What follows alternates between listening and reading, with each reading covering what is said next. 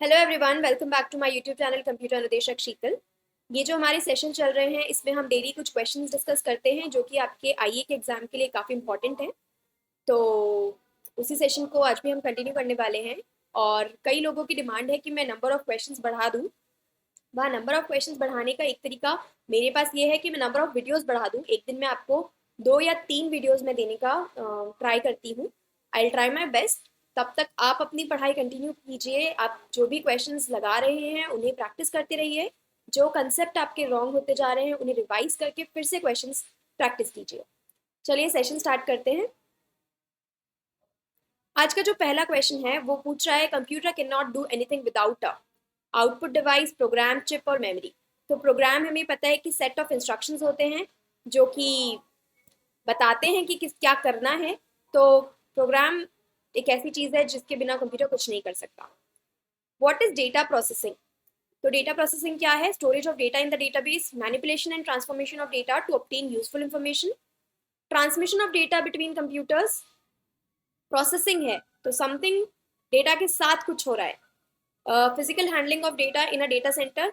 तो option number B यहाँ पे आपका करेक्ट आंसर होगा, जिसमें मैनिपुलेशन हो रहा है, ट्रांसफॉर्मेशन हो रहा है और डेटा से इंफॉर्मेशन बनाई जा रही है। Option number B. नेक्स्ट है, which type of data processing involves performing calculations and computations on data. तो 3-4 तरीके की यहाँ पे आपको प्रोसेसिंग दे रखी है, डेटा प्रोसेसिंग।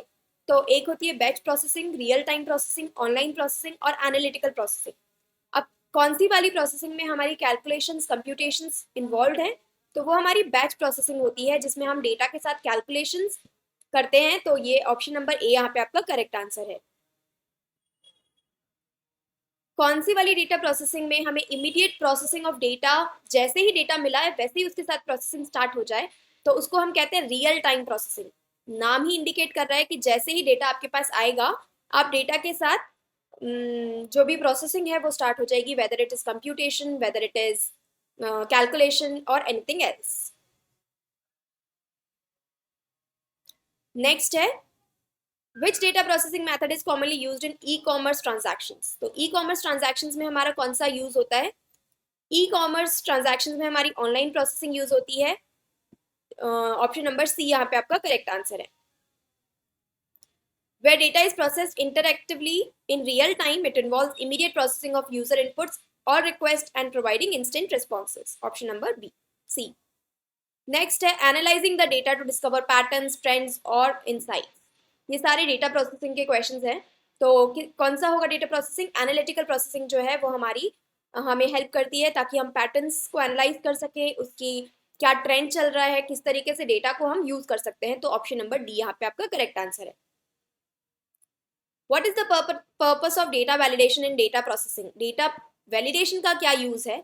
तो ensure data consistency and accuracy, encrypt करने का, सिक्योर ट्रांसमिशन को, या फिर स्टोरेज एफिशिएंसी को कंप्रेस करने के लिए, डेटा को डिफरेंट फॉर्मेट में कन्वर्ट करने के लिए। तो वैलिडेशन है तो एंश्योर करेगा कि डेटा कंसिस्टेंसी क्या है और एक्यूरेसी क्या है। तो ऑप्शन नंबर ए यहाँ पे आपका करेक्ट आंसर है। Data validation is the process of checking data for accuracy, consistency and validity. Next है, which data processing method is characterised by processing data in small increments और chunks. Small increments में data को process करने का जो तरीका है वो है हमारा incremental processing. Option number D यहाँ पे आपका करेक्ट आंसर है। नेक्स्ट है,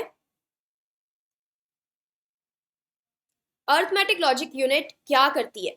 तो अर्थमेटिक ऑपरेशंस परफॉर्म करती है, डेटा स्टोर करती है, कंपैरिजंस परफॉर्म करती है, कि communicate with input devices of the devices, I mean मतलब इनपुट डिवाइसेस के साथ कम्युनिकेशन करती है। तो इनमें से कौन सा करेक्ट है? अर्थमेटिक ऑपरेशंस परफॉर्म करेगी, ऑप्शन नंबर ए। डेटा की डेटा को स्टोर करेगी, कंपैरिजंस परफॉर्म करेगी, ऑब्वियसली कंपैरिजन परफॉर्म करेगी।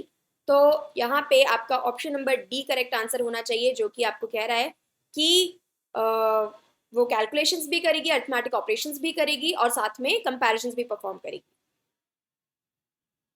नेक्स्ट है, magnetic tape can serve as. तो इनपुट मीडिया, हाँ आप इनपुट मीडिया की तरह यूज कर सकते हैं, आउटपुट मीडिया की तरह भी यूज कर सकते हैं। सेकेंडरी स्टोरेज डिवाइस भी, यस ऑब्वियसली। तो ऑप्शन नंबर डी जो है वो आपका करेक्ट आंसर हो गया, ये ऊपर के सभी।